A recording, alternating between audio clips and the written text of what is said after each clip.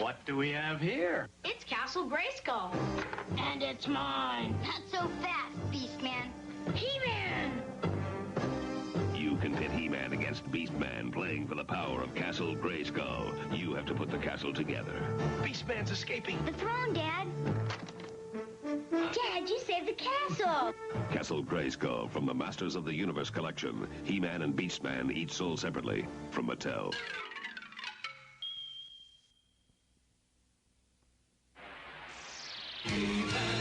And the Masters of the Universe. I am Adam, Prince of Eternia and defender of the secrets of Castle Grayskull. This is Cringer, my fearless friend. Fabulous secret powers were revealed to me the day I held aloft my magic sword and said, "By the power of Grayskull!"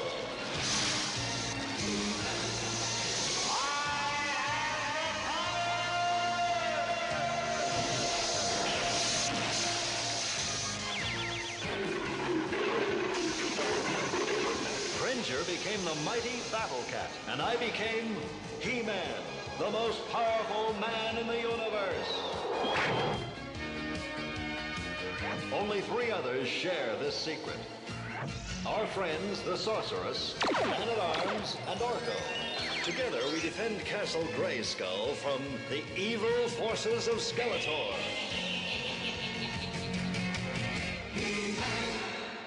Welcome to The Pullback. Join us as we dig out our latest comics and discuss them with a rotating panel of the GCRN crew.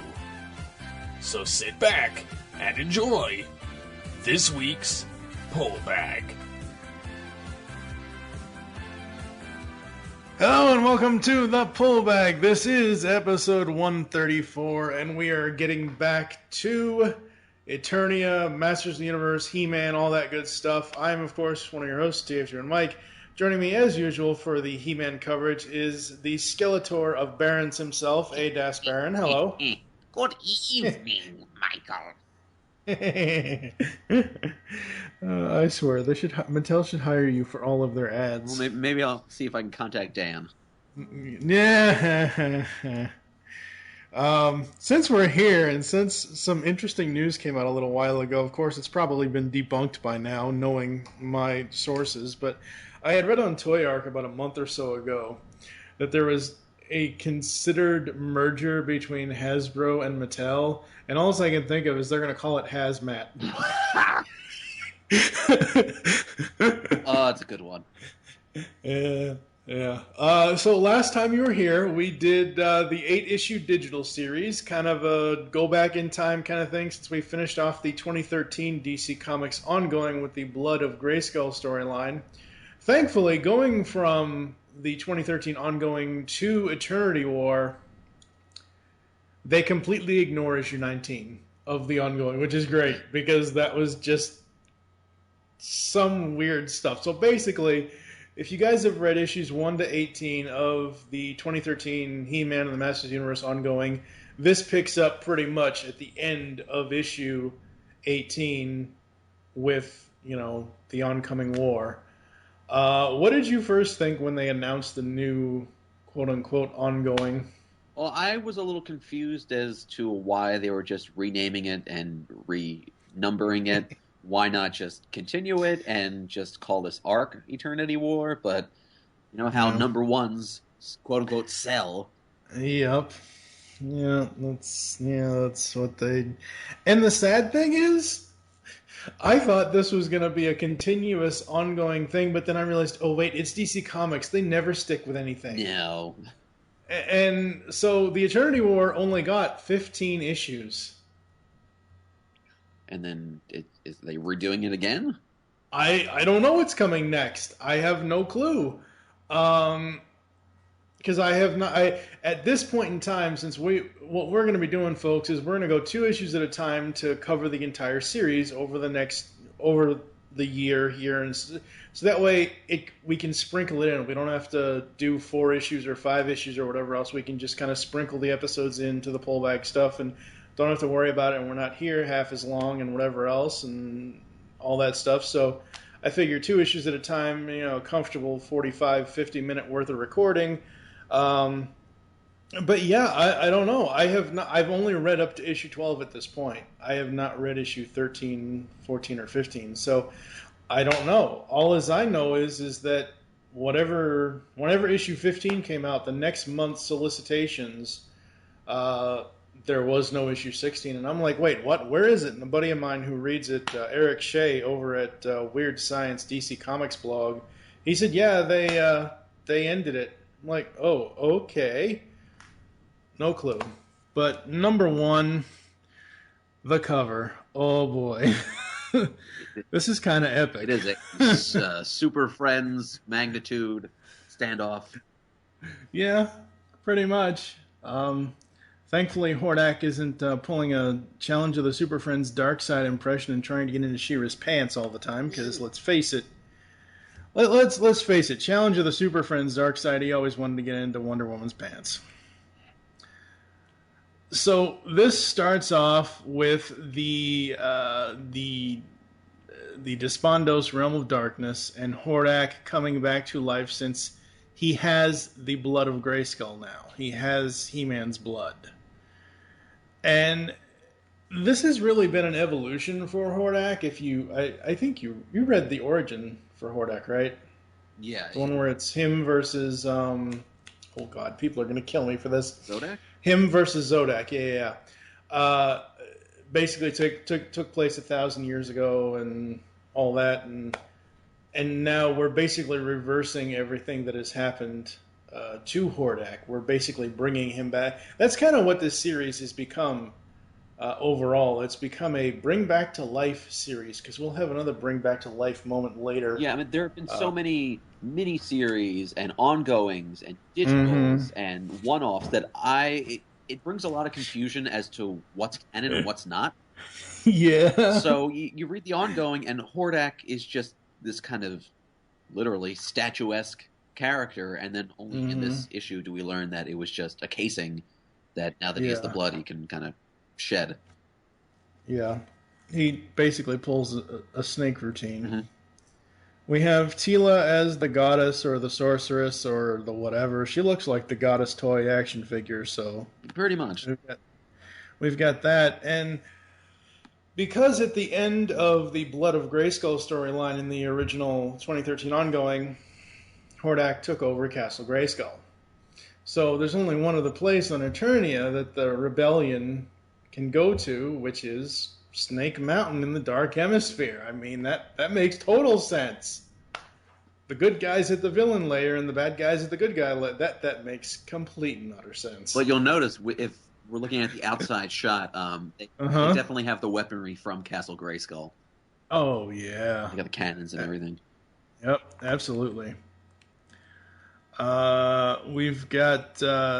So we got Snake Mountain here. We've got He-Man and Tila and the Sorceress having a discussion about the oncoming destruction and the oncoming war with Hordak. And then we get this epic rebirth of Hordak.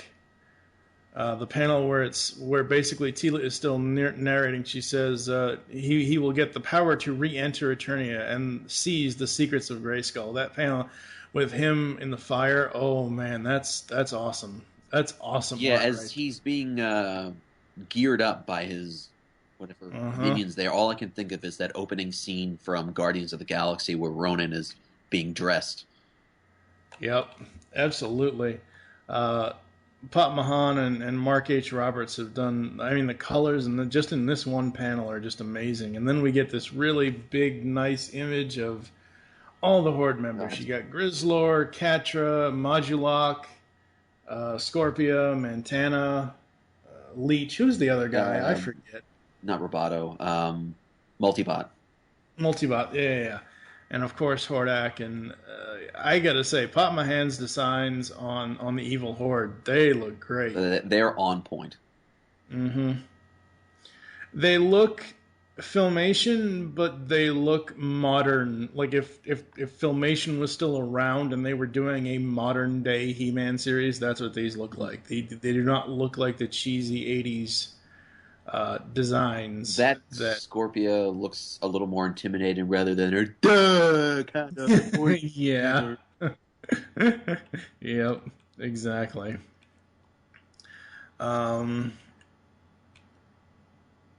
So Hordak basically says to Grizzlord, give me your sword, give me a knife, whatever, keen edge. He cuts himself, puts the blood on the ground. This reveals a hidden entrance into the Fires of Eternity.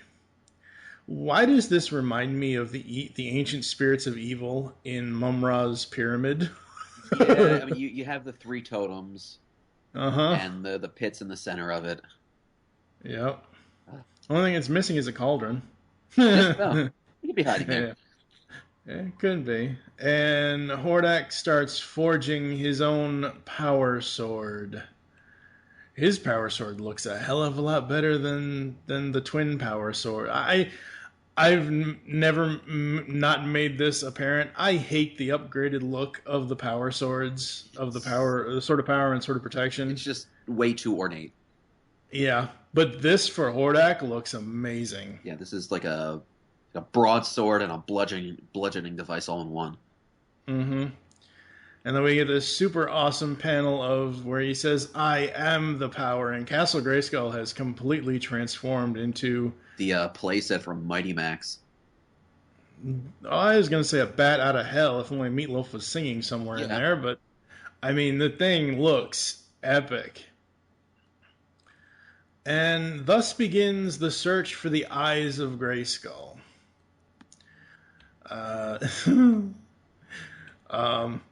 We get back to the heroes here, He-Man and She-Ra and all that, and the Snake Men.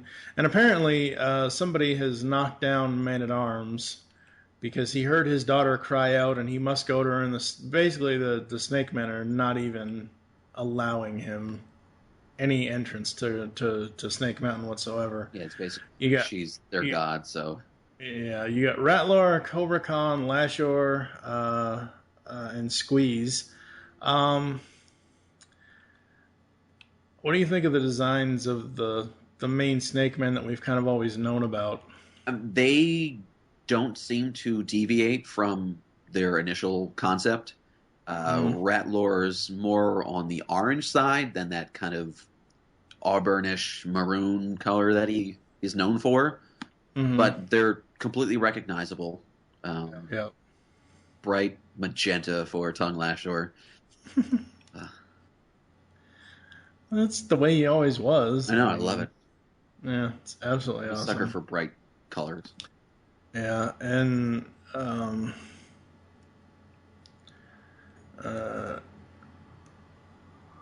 you got another panel with a close-up on Khan and Lashor, and they just look great. The art in this is amazing. We get more of the story. We find out that Skeletor, according to He-Man, Skeletor is just a pawn. Hordak is the true demon.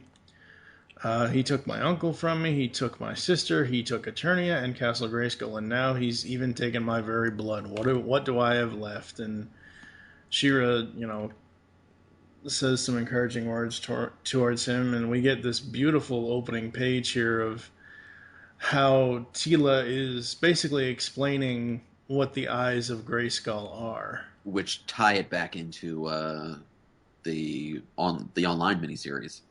Mm-hmm. Yep. Absolutely. Yeah, everything ties back to everything. What do you think of the original traditional Castle Grayskull up in the left-hand corner there? It's very gray. Yeah. There's definitely more of a regalness to it. Obviously, it's not thousands and thousands of years old at this point, so it's not as dilapidated. Yep. It definitely feels different when it's not run down. I don't know if I dig it as much. Yeah. I think I dig the close-up of where we actually see the eyes, and the eyes of Grayskull, the two gems, Chaos and Chrono. Basically, one deals with time and one deals with space. So basically what they did was they took the giant blue box and melted it down into two red gems, people. Mm-hmm.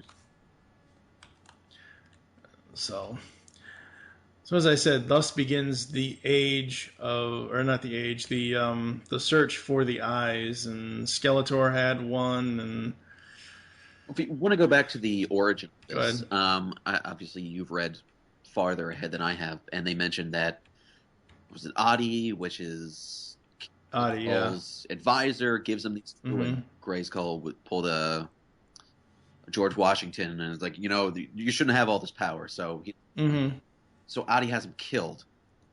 It seems like quite a jump, given no other backstory with this character other than just saying, oh, yeah, he stabbed him in the back. Well, we will get. I do know that we will get how that happened. Okay, that was my concern. What Teela's doing here is she's just giving a general plot synopsis of what happened. Mm-hmm. I do know that there is an issue. I believe it's issue 6 that delves into that part of the storyline, because there is one. I do know there is one issue where the whole issue is King Grayskull's time.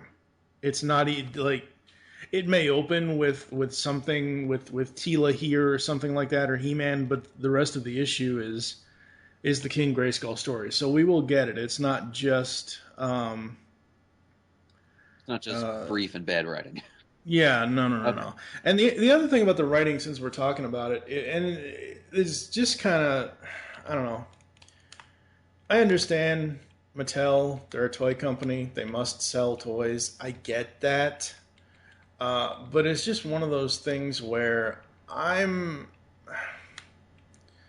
was like seeing interpretations of whatever comic it is. Like, if you have somebody writing Batman that hasn't written Batman before, I want to know that person's, thoughts and stories for that series. Here, with this series, I've actually gone all the way back to the main page here.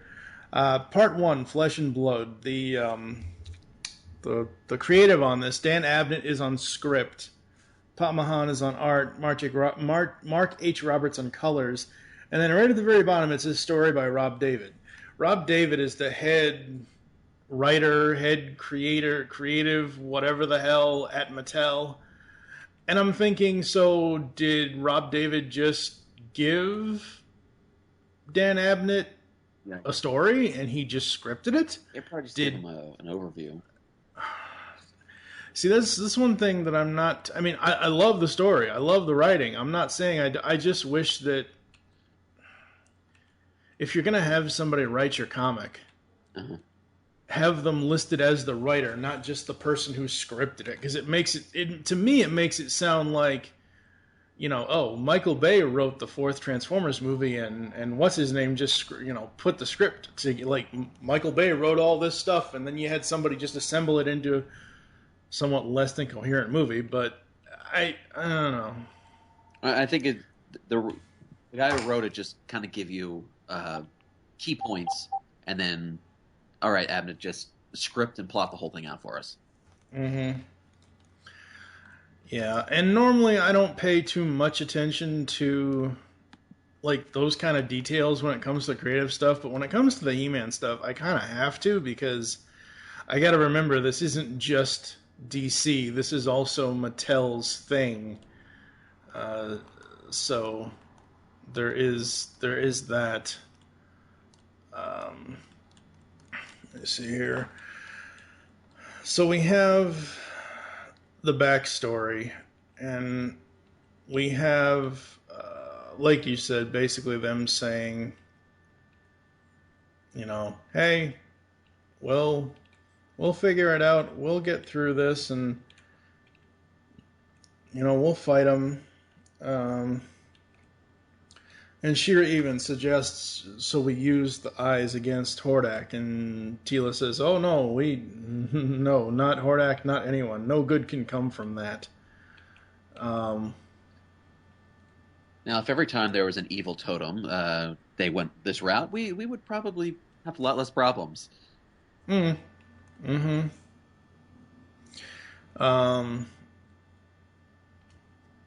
And during some of the flashback when Teela's talking about Skeletor, and she's explaining Chrono and Chaos, and Sheila, God, I just combined them. She-Ra butts in and says, of time, and He-Man asks, how do you know about this? And she says, Hordak's orders after I, as Despara, took Castle Grayskull for him was to search the sands of time for the Eye of Chrono. He is looking for it.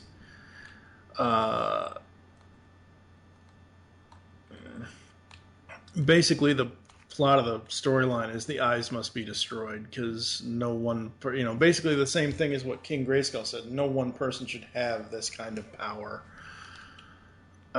We then go back outside to Man-at-Arms fighting all of the Snake Men.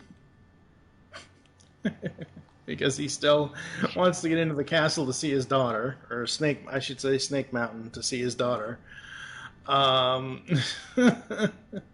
With that surly beard, he really looks like Fisto.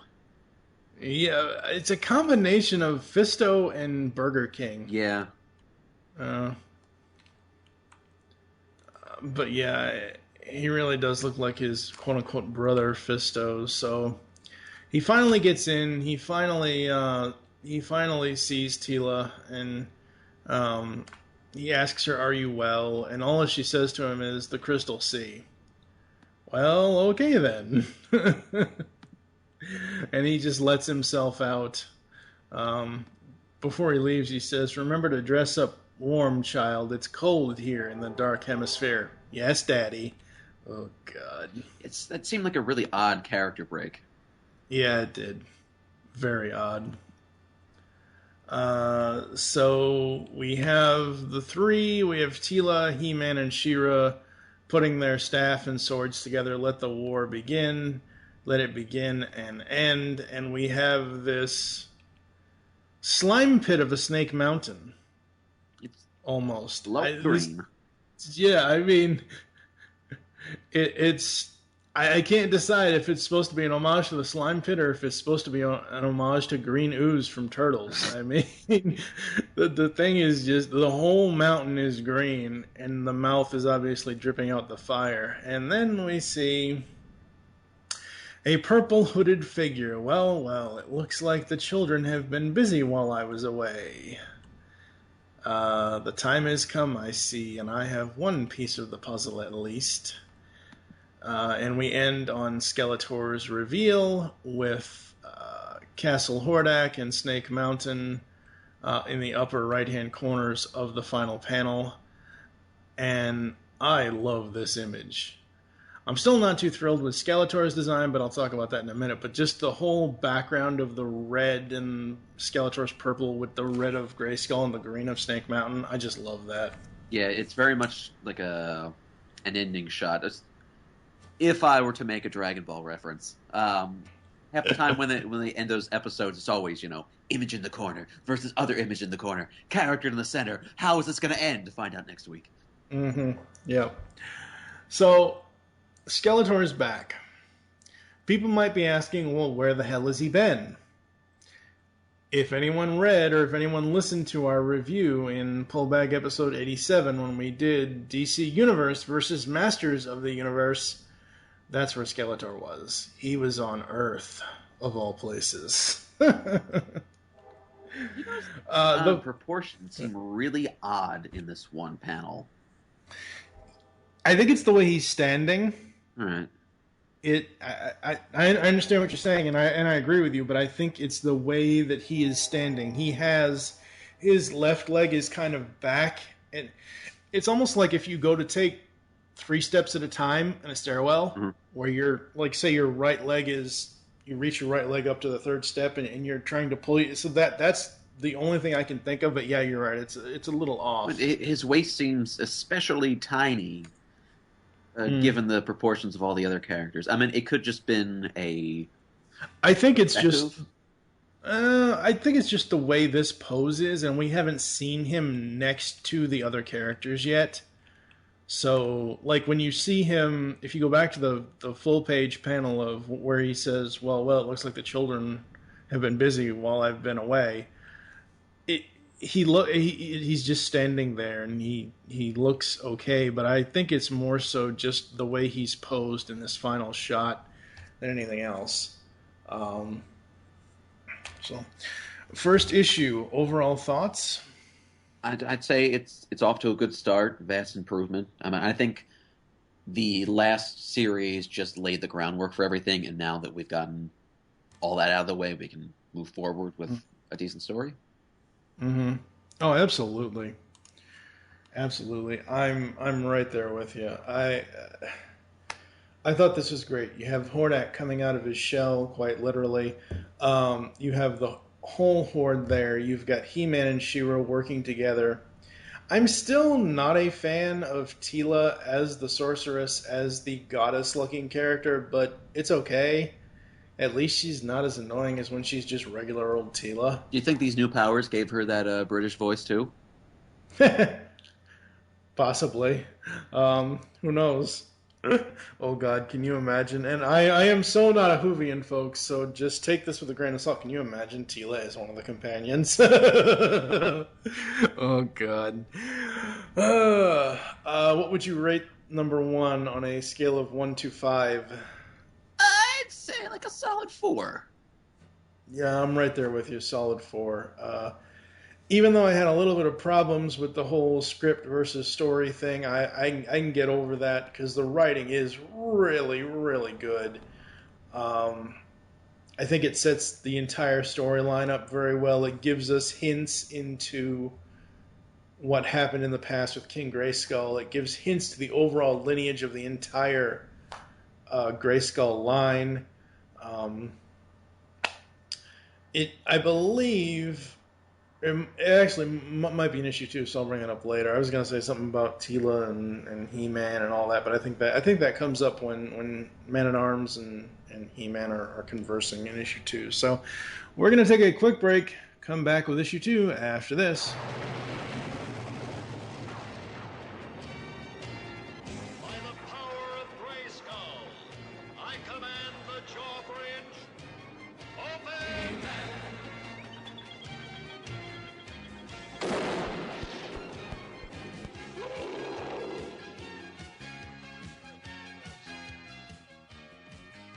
A female He-Man! Oh, this is the worst day of my life! We've told the tales of Eternia, and now we head to a different dimension to explore the myths of Etheria. Join Optimus Solo and TFG1 Mike as they continue their Mo2 journey by exploring She-Ra, Princess of Power. 35 podcast episodes covering the entire run of She-Ra, the Christmas special, and more. You can find Myths of Etheria on iTunes and www.geekcastradio.com. For the honor of Grayskull, we all have the power. Hey, you two, knock it off! Orko, what are you doing here? Trying to sleep. Orko, you've been asleep in the back seat all this time? Yeah, I hope I didn't miss anything exciting. Alright, we are back, and it is time for issue 2 of He-Man, the Eternity War. What do you think of the cover for this one? Oh, Teela with those come-hither eyes and those luscious lips. How can I resist?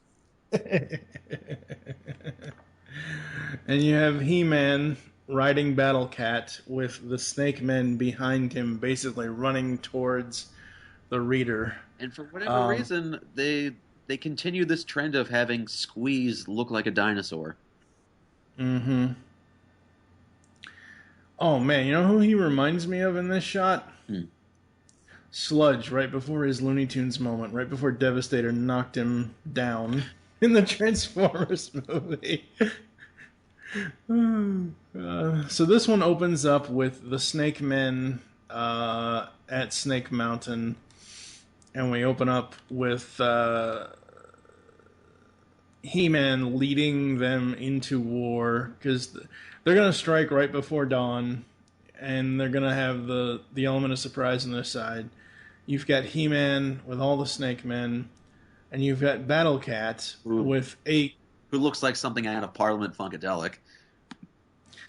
He looks like something out of Lion, the Witch, and the Wardrobe movie from a few years ago. I mean, if I didn't know Battle Cat was a green tiger, I would almost think he was a yellow lion, because because of how his mask, Yeah. So, had it been established that the Snake Men were pulled out from the past? Oh, I don't remember. Because they have all of the pre-Eternia dinosaurs. Yeah, So it's... I don't remember. Are they taking liberties by including it in the current universe, or is it, hey, we've been, stuck for... I'm sure it's something where they did something story-wise to bring them forward. I would assume. But I honestly do not remember, because it has been such a long time since we did the original Blood of Grayskull episodes from the 2013 series, so I'm honestly not sure about that. So, as always, we got Abnett on script, Pop Mahan on colors, Pop Mahan on art, Mark Roberts on colors. This is part 2, The Light and Dark. So, we have this opening shot of them going into battle, and then we cut back to 2 nights earlier. And we see Man-at-Arms shaving into his classic look. So, the beard didn't last too long, thank God. This one shot of the two of them, with He-Man, there's just something about this one in particular which just shows off how well this new costume doesn't really gel with everything else. Mm-hmm.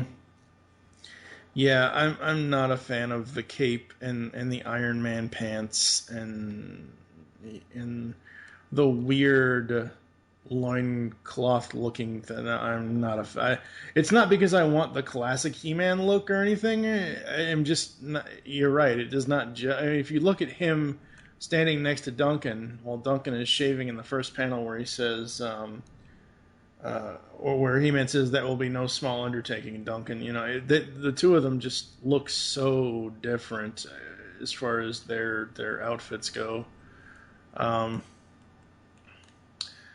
And Duncan is going to go up to the orbital disruptor to destroy it, pretty much. And He-Man's worried about this. The other thing we got to talk about, I want to bring this up before we get too far into this and before we get too far into the series, is this is He-Man, folks. In this issue, Man-at-Arms even brings it up. He has not transformed back into Adam. He's been He-Man the entire time. And because he's been He-Man the entire time, the power is constantly flowing through him. And I personally thought the whole point of the constant, even though in the Filmation cartoon, they sometimes seem kind of not in the proper place. There's a scene in one of the episodes of the Filmation He-Man where Adam is basically...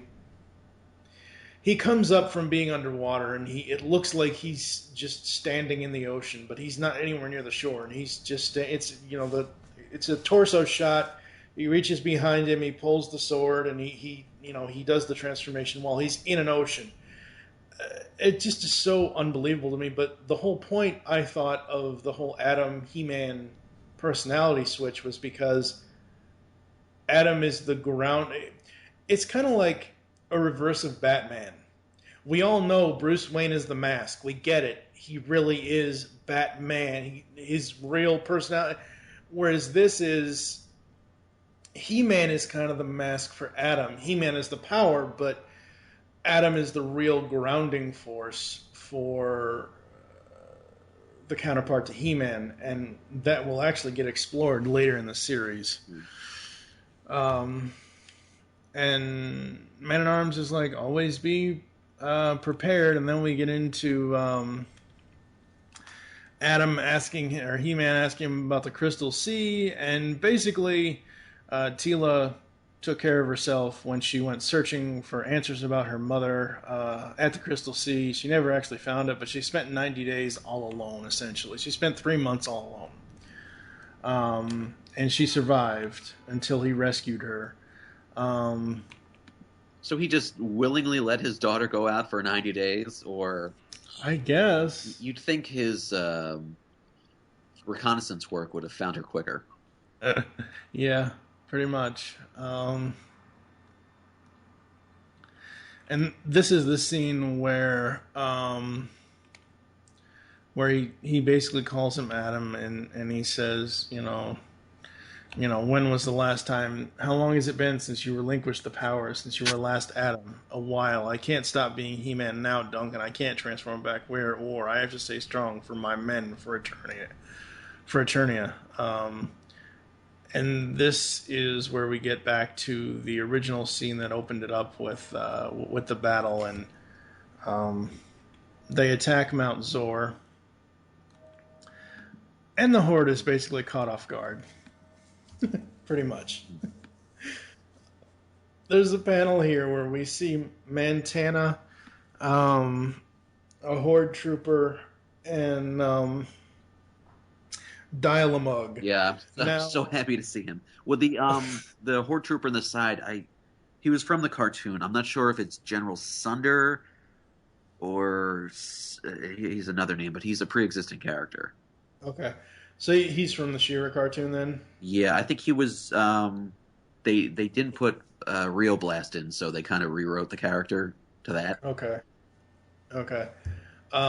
Because I just... Over on Powers of Grayskull, Kevin and I we finally got to reviewing She-Ra. We're about halfway through season 1. And I had already read this issue. Obviously, this issue number 2 for Eternity War has been out for a while. I completely missed the Dial-a-Mug reference when I first read this because I didn't know who Dial-a-Mug was. And then I saw the episode in She-Ra where Dial-a-Mug first appears, and I'm like, what kind of wacky character is that? He's like MODOK. Yeah.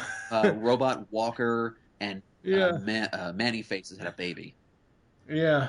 Oh, God. It's just scary. So we have this giant battle scene. The next few panels and pages are battle scenes where they're explaining what each side is doing and how they're going to win the war. And the rest of the issue is pretty much... at least for that part, on Eternia is pretty much the battle, the first battle here.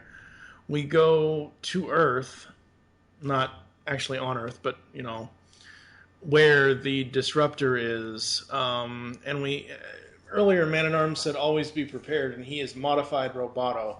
The way he is modified Roboto is to basically act as armor for himself. So he's actually inside Roboto. It just seems weird to have Roboto as a spacesuit. Well, I think ever since the 2000X series, that's kind of what I like, that he's just, he's a robot, so they're going to modify him to whatever needs need to be met. Right. So they're going to destroy the orbital disruptor, so that can't destroy anything. We get back to Eternia, and we have Montana with a Horde crossbow. That's a nice homage to the toys. And they're going to release Spydor. It's a giant spider, people. Now, I can't remember. In this panel, obviously he's got the robot body and this furry spider head. But did the toy have the organic head, or was it all robot? I do not actually know because I'd never had Spydor. The way I'm looking at this design is they've used the robotic legs from like Stridor, the horse. Is the only thing I can think of is Stridor the horse. But yeah, I'm not sure. That's a question for Mattel. I don't know. And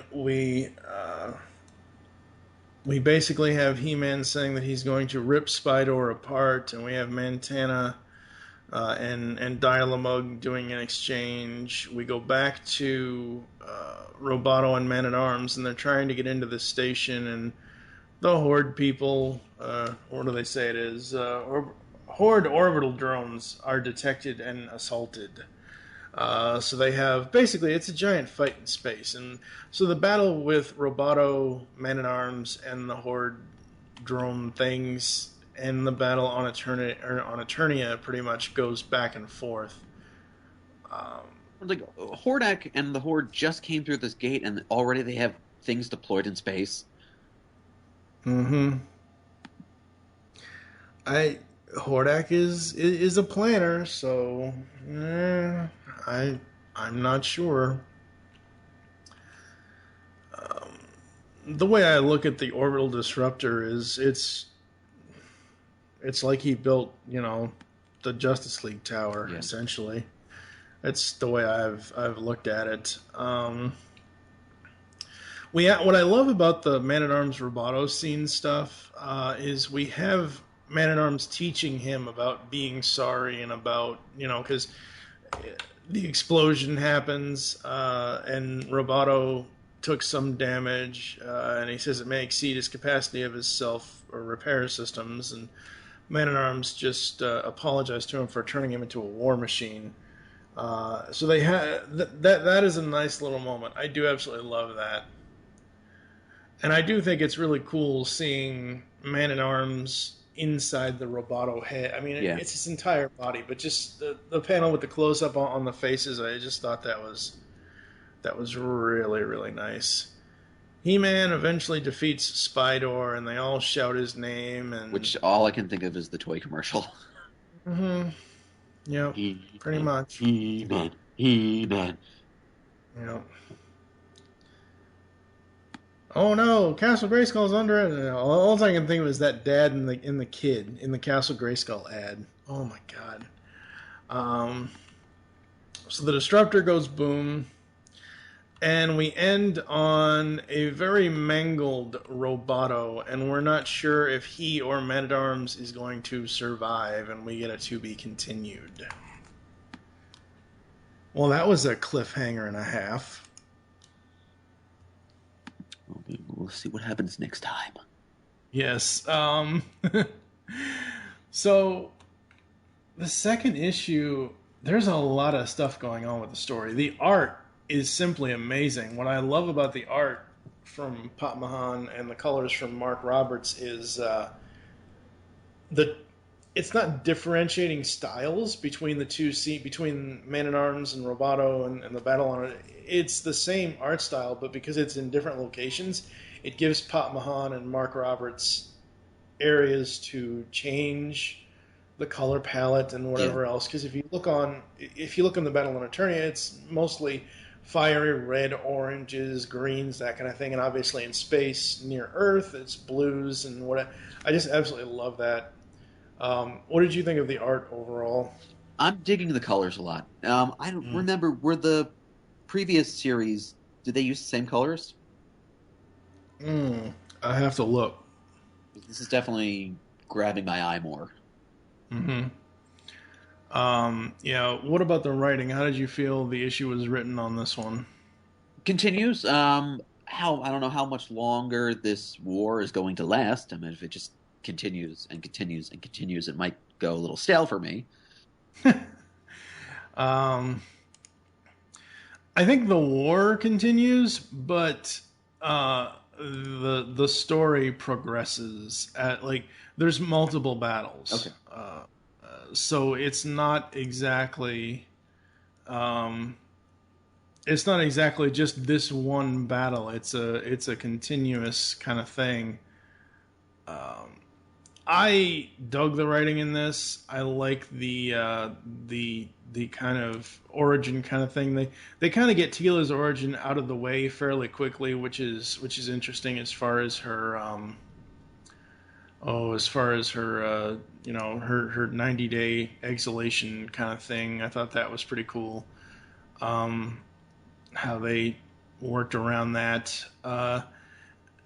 What I noticed about the series is that they are kind of switching between He-Man and She-Ra and what each of them does or has to do. I just feel, as of now, they're not, and I know we're only 2 issues in, but they're not really using She-Ra as much as I feel they should. To answer your question, yes, it is the same team from the Blood of Grayskull storyline of Mahan and Roberts on colors. So yeah, it's the same art team. Now I do know in the future there are a couple of issues that we'll get to where it won't be the same team. It'll be, but it's usually only for one issue kind of thing. So that's always good that they only do that for one issue, because maybe Pop wanted to do something else, or maybe he needed a break. Who knows?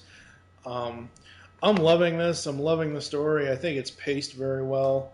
Yeah, it's definitely doing a better job of pulling me in. I've noticed with all, I guess you can call them the ancillary characters, all of their designs harken back to their initial introduction in the toys. However, we aren't granted that same allowance with He-Man, which kind of confuses me. Not yet. But I think in the previous series, I mean, we only get little glimpses at the other characters, but I don't think those designs were as faithful to the original designs. So I get a very whatever the new Ninja Turtle movie is, where they're kind of retconning all the designs. Yeah, okay. Well, the He-Man thing is story based, because if you remember in the 2013 series, I think the sword broke or something or whatever else. And he had to forge a new sword, and he had to forge new armor. So think of it as in like the snake the snake armor from the final episodes of the 2000X cartoon. But I dug that armor more than this. Well, yeah, obviously, because this is essentially Iron Man pants with a silver harness. But I do know that we will get back to classic Filmation, classic toy design for He-Man eventually before the series ends. Oh, goody!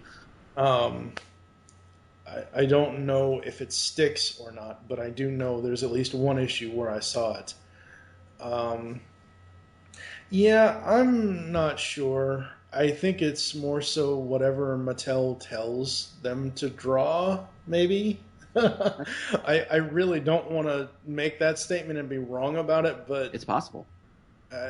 Yeah, I mean, I don't know.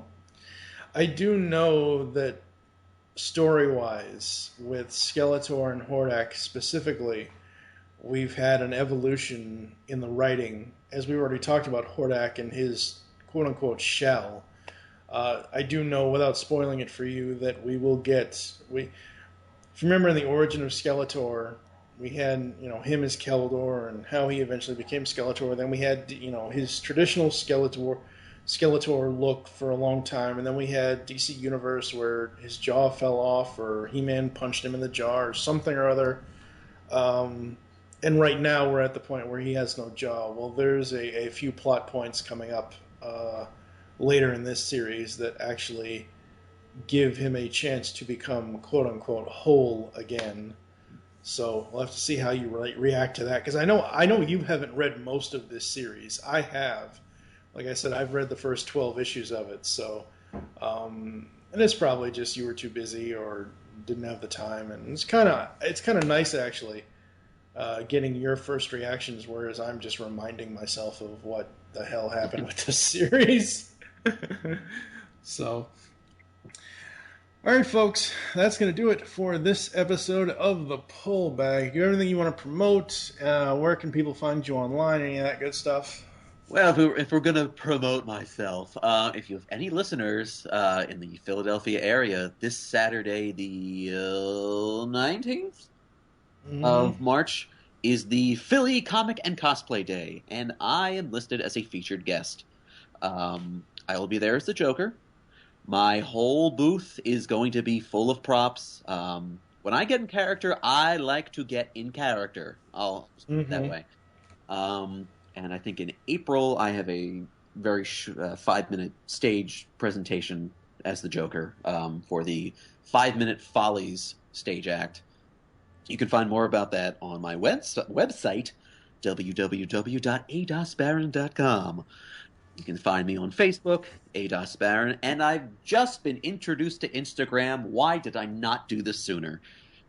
Twitter has been kind of a pain in the ass for me to do, but Instagram is so much more easy. That's because all it is pictures. I know. Yeah, I am so not an Instagrammer. I don't Grindr. I don't Tinder. None of that stuff. Like Twitter and Facebook are pretty much it for me. Yeah, no, that's awesome. Your Joker. Who do you base your Joker character on? Which incarnation? Well, now that I go back and think about it, I've spent years studying the Mark Hamill version. Mm-hmm. Like I can kind of do the voice, but if I'm gonna be in character and whatnot, I like to pick and choose different elements. So I think I would say I keep the essence of that animated Joker intact. Mm-hmm. The makeup, obviously, I don't have that wig. I would love to have an animated style wig. It's a mix between Romero, Nicholson, and a little bit of the animated series. Okay, cool. But I started out with an orange shirt and a blue bow tie, but now I've made myself the green vest, and then whatever, it's not a bow tie, but whatever that tie thing he has around his neck, green, and so I'm going to switch over to a yellow shirt this time. Sweet. As always, you can find the Pullbag on Facebook and Twitter. It's at the Pullbag on Twitter, Facebook.com/the Pullbag. You can find the Geekcast Radio Network on Facebook, at Geekcast Radio on Twitter. I am at TFG1Mike on Twitter. Make your great escape into comics, and we will catch you next time. You've just heard the latest episode of the Pullbag, the GCRN's comic review and discussion podcast. There are several ways to get in touch with us and leave feedback for the show. You can visit the website, geekcastradio.com, where you can comment on the episode and all of our different podcasts. You can rate our show on iTunes. Be sure to leave us feedback. Call the voicemail line, 502-526-5821. Please remember to tell us the show you're leaving the message for, and your name. Become a fan of us on Facebook by searching Geekcast Radio Network. Send us an email feedback at geekcastradio.com. Follow us on Twitter at Geekcast Radio. So until next time, make your great escape into comics and unleash the geek in you.